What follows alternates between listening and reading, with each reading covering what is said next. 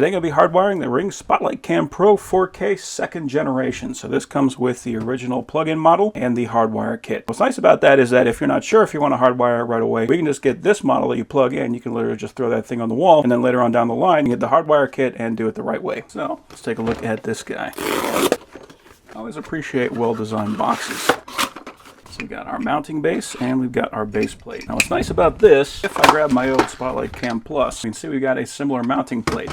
So I can take this plate and I can attach that to the new mount and just clip that guy on. And it's just a matter of locking down that screw and that will hold that in place. So what's cool about that is that if you have the old system, we can literally upgrade that just by pulling the old one off, clicking the new one on. We don't have to drill any new holes, new plate or anything. So they think about the customers when they actually have to upgrade.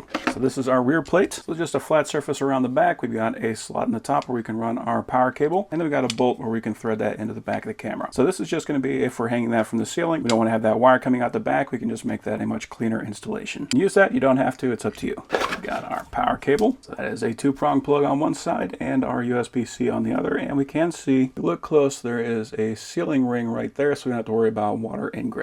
Power supply does appear to be the same as the old power supplies. We got those holes in the top, so if we want to, we can mount that to the wall. See, that's 100 and 240 volts, so that's good for international or domestic, and that is going to be for 20 watts. We have our mounting hardware. This is all nice and separated and labeled, so this is just going to be for throwing this plate on the wall. We got different types of screws, we got different types of anchors, and we've got clips for attaching that cable to the wall. Got some basic instructions, but it all comes down to just download the Ring app, which is my recommendation anyway. So here is the camera. On the top, we have a physical button, so that is not capacitive touch. That way you know that you actually clicked it. We got a rubber plug for mounting to the ceiling. We got one for mounting to the wall. And we got our power port there in the bottom. And that is going to be angling down, so we don't have to worry as much about water getting inside. So it looks like we got our speaker there in the bottom. And there is the camera. I do also have the Outdoor Cam Pro, so that's the 4K version of the same thing. This one has the lights on the side, but is also a little bit taller. That can be a good thing if the purpose is deterrence, so this is going to stand out more. It also just kind of feels a little bit more chunky. So let's take a look at this. So we've got our mounting plate. It looks like we also have an extender plate. This already has our power supply built in. So all we got to do is match up our black, green, and white. And then we got the power coming out of the base right here. So that is going to click into this. So it appears that we are just going to thread this into the back of the camera. Click that in, plug in power, and that'll be ready to go. We've also got some other stuff in here. Okay, so we have got some mounting plates just to make that look a little bit cleaner. And I believe also to accommodate different cameras. We've got our mounting hardware. So we got our bolts and we got our wire nuts and caps. Now we can connect all this up, then throw that on the wall and set it up through the Ring app, but I find it's easier to set up the camera right here on the bench, so I'm going to do that here using the plug that came with this camera. Okay, we do got a blue light, and we'll go into the app, set up a new device, security cameras, and scan the QR code. I'm going to add it to my existing address. Let's give it a name. So I'm going to call this one Front 4K. Now we're going to choose which method we're going to connect it. I'm going to use Hardwired. And it does mention to get help from a licensed electrician. I do recommend that, but I'm going to be doing it myself. So yeah, basic stuff. I'm just going to go through this and see exactly what it says.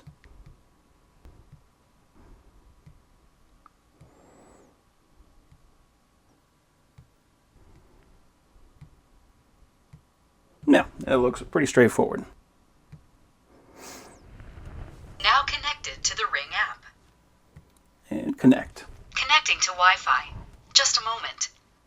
Now installing an update. This may take several minutes. We can share this device, so I'm going to share that with my girlfriend so that she can open the Ring app and see the same camera. Okay, so that's it, ready to go. Currently it is updating, so we can't see right here installing update. I'm gonna go ahead and let that go. When that's done, we'll come back to it and we'll see what we get. Okay, so we are set up. Let's go ahead and see what we got. Nice, looks good.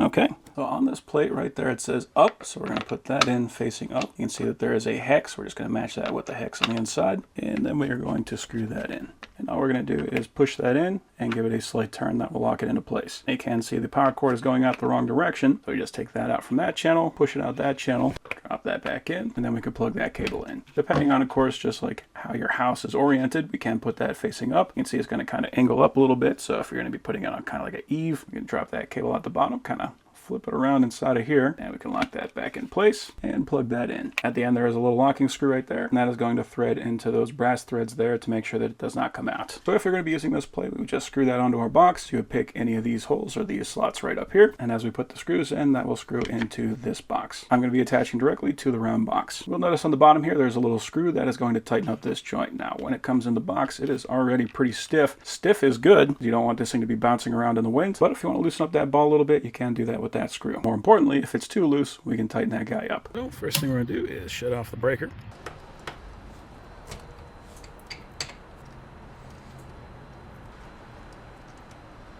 So the previous camera did not require a grounding wire, so we're able to take the wire that's coming from inside the wall and put that on our bonding screw. This camera does require ground, so we're going to need to make a pigtail for that. I just pulled this piece of wire off of a piece of Romex. You do need to make sure that you're sticking with the same gauge of wire, and if you want to, you can even buy these pigtails pre-made. Even though this camera did come with wire nuts, whenever I'm going to be connecting solid wire to stranded wire, I prefer using a Wago style connection. Main reason for that, and this is just personal preference, whenever you're connecting solid wire to stranded wire, you want to twist that around before you even put the wire nut on, and that is difficult to do when you're combining the solid and stranded wire. Personal preference, it's up to you, but for me, these Wagos do the job much better. Start by connecting all these. This one's got a little bit hanging out, so I'm going to trim that a little bit shorter, and we'll drop that guy in. And I'll do the same thing here. Now, if you're really paranoid about it, you can just cut that whole thing off and strip off brand new copper. But if you notice that this copper is really corroded, then it's probably a good idea. Green goes to the ground, white goes to the neutral, and black goes to the line. Now I want to push that all back into the electrical box. Nice and neat so that it does not get pinched. So there's a handful of different screws. I'm going to use the one that has a little O-ring on it. That way I can get more of a watertight seal.